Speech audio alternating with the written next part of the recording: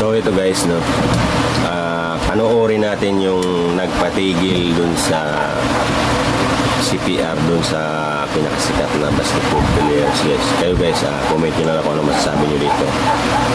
Ito ang masasabi ko lang ay isang bugok, no? Kahit high school, alam yung dapat gagawin. Biruin nyo sumuka na tapos pinapatigil niya. Kaya na maghusga guys. So panoorin nyo ito guys.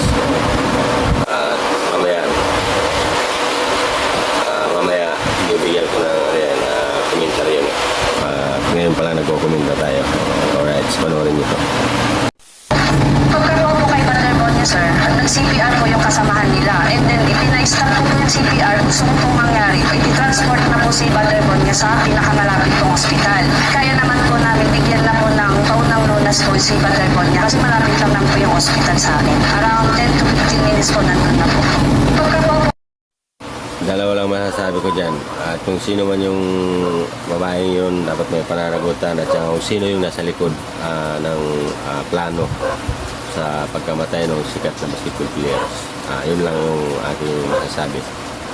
Kayo guys, ano masasabi niyo dyan guys?